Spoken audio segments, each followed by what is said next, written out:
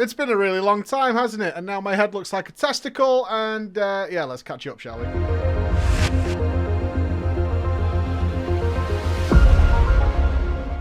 Ladies and gentlemen, welcome back to the show. My God, what an impromptu break we had to take there, mainly because of misery and sadness. Not that I will dwell on it too much, but if you've not been following social media, you'll be unaware of all the things that happened exactly the same time, and were a complete pain in the arse. Like, when it rains, it pours, my friends. When it rains, it pours. So, number of things to talk about, little things today, but it is really much of a catch-up. We had 3 COVID scares in the family, which were really bad, and had alternating lockdowns with my kids and my wife. Then my dog nearly died and was in the vets for like 8 days, which really sucked. I had hepatitis, and we almost had to put him down. And I only bring it up really because my dog came into the Preach Gaming family with many of you watching live when he arrived, and has grown with us along the way. So it was kind of devastating, if I'm being honest. Very devastating to have to go through that. But he's recovering, which is great. And I'd also, of course, I had my second hair transplant, which you guys know was coming. It's 6 months away from the first one. I talked about it a couple of weeks ago. That was booked months and months ago. Happened to coincide, of course, with the release of 9.1, which is why I will not be casting the Race to World First. It was nice to get asked, but I can't do it because nobody wants this monstrosity on their screens during the Race to World First. So, unfortunately, I won't be covering it, although I will be watching avidly what is shaping up to be a potentially really extreme race.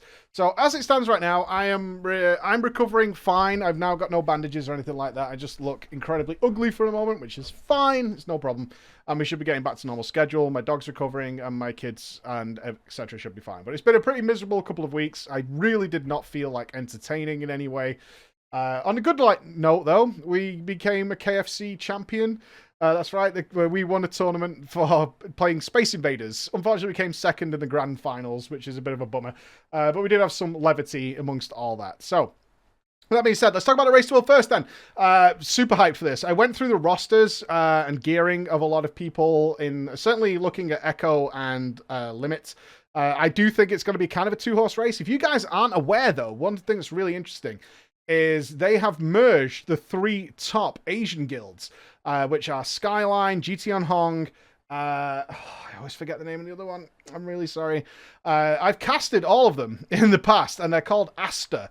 Asta is like a super guild, which has come together to get involved in the race. This is really exciting to have things like this happening. Some proper investment is going on, and hopefully those players are going to be able to rise up and put some big challenge up there, as well as pieces. Method is pushing really hard as well. They got a 5th last time after all the issues that happened there. They came back and got 5th with an entirely new roster. It's going to be really interesting this time around to see how the race develops, and hopefully we don't have a 2-horse race. As much as I'm a fan of all those guilds, I'm a viewer first, and I want to see side by side, running for that finishing line to see what's going to happen. Going through the rosters, though, I think this tier is still going to be the pieces, not the Echo Limit side by side, but next tier, Asta could have some extremely good players, but they don't have that experience with developing their own strategies, which I find really interesting. It's one of the most difficult parts of the World First race, is having to deal with encounters that you're just not quite sure how to do, and having to work within those realms. Those guys don't have that level of experience yet. They might get some of that experience now, but I'm really looking forward to see how they develop over time, and hopefully it's not a one-tier sort of situation. Always watching out for pieces as well. They've done it in the past. They're tremendously good players. So it'd be interesting to see whether they're going to push as hard as I hope they do.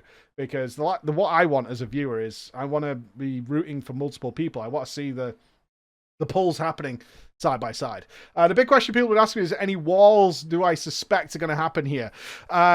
Okay, so in terms of the raid, I didn't play most of 9.1 at the actual launch. I only unlocked flying today. That's because of all the issues I've had IRL, is I didn't get to play 9.1. So kind of lucky that I wasn't pushing Mythic this tier, otherwise I would have already been benched, unquestionably, for not being able to keep up. I literally couldn't, like, some days. The last thing I wanted to do was actually game.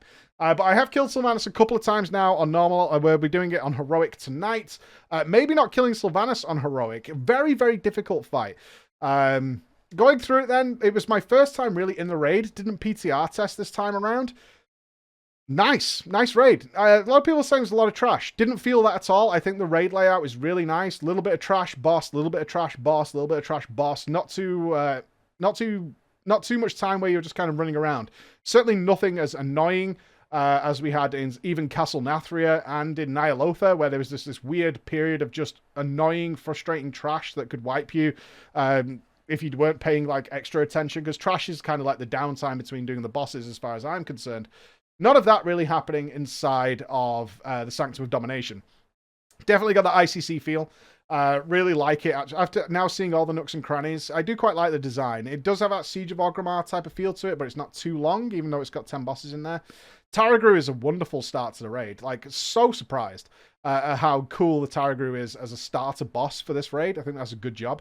The Eye of the Jailer, this is on the normal mode, so have to be careful. Normal mode is not really representative of, certainly of Mythic, it's not even close, but even Heroic in some cases. So it's more of a general feel, and I'll have more thoughts on the Heroic version tomorrow. But it's good. It doesn't really pick up, at least in normal, until Painsmith, and then you really start to get some interesting fights. The Guardian is pretty simple. Fate Scribe is obviously interesting. Kel'Thuzad is very, very interesting. I would actually put Kel'Thuzad as my... Painsmith and Kel'Thuzad, I think, are the stars of the show this time around. I think the Kel'Thuzad design is really cool. I hope it's not something that's kind of a pushover and really gets as chaotic as it clearly can get, that fight. When it comes to Mythic. Sylvanas then. Let's talk about Sylvanas herself then. Very disappointed in this fight. Very, very disappointed in this fight. I think I actually want to do a longer video on this to really sort of side-by-side other encounters with Sylvanas to point out where I really think they took some missteps with this fight. Their tagline of it of being like trying to make the most epic encounter ever, I think they really let themselves down in this one, which I don't want to say because there's a lot of general dislike of Blizzard at the moment, but I'm going to take it as objectively as I can. It's very badly paced. Like, the pacing of an epic encounter is so crucial. To make it feel epic, it has to feel epic. Sylvanas does not feel epic. It's incredibly small. Despite the fact it's on this grand scale, it's a very small fight, and it's also very, very slow for the majority of what is a very long fight. People looking to like 14, 15 minutes for this fight, and it doesn't really get going until the end. The first phase is not interesting enough at all to deserve a cutscene and 30-second intermission. Now, that can be skipped if everybody in the raid skips it, which... I can almost imagine somebody's going to be like trying to figure out who has not skipped that cutscene, like when there's a week or something to figure that out. I don't know. But the first phase does not at all warrant that kind of intermission. And when we did a viewer raid, taking people into the raid for the first time, what I found out later is absolutely someone was watching that cutscene every single time, because when we went in again and did it with some friends, everybody skipped it and we instantly got into phase 2. So somebody was sat watching that cutscene every single pull. But it doesn't deserve it. It doesn't warrant it. It's frustrating. It's annoying. And it's followed up by this gauntlet phase, which is just not very good. The gauntlet phase is incredibly slow, with not enough going on, certainly in the normal point of view, to warrant the length of the gauntlet. It's one of those, it's kind of got that Deathwing vibe to it, where it's the principal idea is kind of cool, with Jaina and Thrall building these bridges, but you're just kind of waiting to get going again. There's a lot of stop-start going on in the fight, and then even with a group that's appropriately geared, and I would say this on the basis of our normal mode group with 30 players, and scaling is obviously an issue when it comes to these kinds of things. Beat the DPS timer relatively easy once everybody knew what to do. We smashed the DPS requirement on that pre-nerf. The actual enraged timer has been extended now. When I came in with a group of extremely good, all Mythic players, we beat the enraged timer as the final cast went off, with everybody alive, all performing extremely well. And these were all guys in like 226 gear. So it's really kind of wonky on that. Needs some work. I want to look into this in more detail after we do the heroic version. But I'm desperately worried about this fight, and it's one of the reasons I did not... One of the star reasons, actually. I didn't want to take up Mythic at the start of this tier. I had definite fears that Sylvanas was going to be another Kill Jaden. I hope it's not. I really hope it's not. But right now, it's buggy as all hell. It's really undercooked in terms of its development time.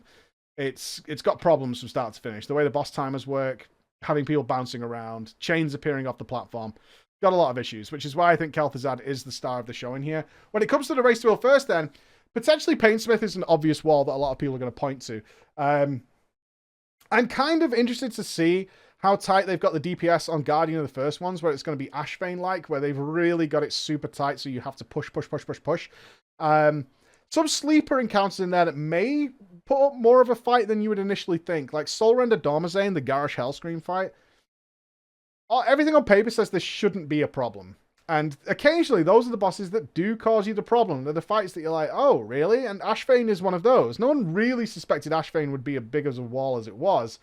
And then you get in there, and even if the fight's relatively simple, it kind of tests you in some really tricky ways. I don't believe it's going to be a wall, but it could be. It could be. What I don't want to see for the Race to World First is the same thing I say every single time, is that day one, we're up to Kel'Thuzad or Sylvanas. And then it's a week or maybe a reset and a half of just doing Sylvanas, and the rest of the fights just fall over. If we're looking at, say, normal through to heroic, it kind of can be that way.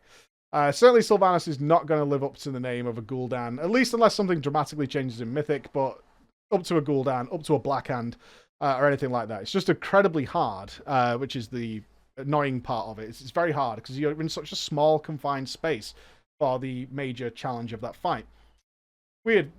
I'm sad about Sylvanas. I was hoping for a better fight there, but it's not there. There's a lot of missteps in the design of that fight that aren't going to be fixed by just adding more mechanics, because what a real shame.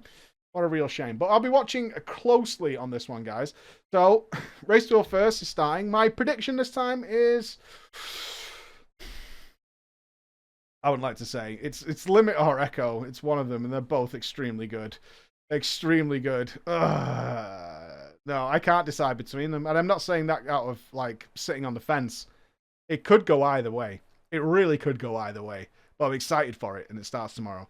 So I've got a lot of, obviously, as you imagine, not making a video for a couple of weeks, I've got so much to get out to you guys. I'm getting used to talking again, so my throat is dying. But I'll be with you very, very soon. Thank you, guys. I'll see you soon. Bye-bye.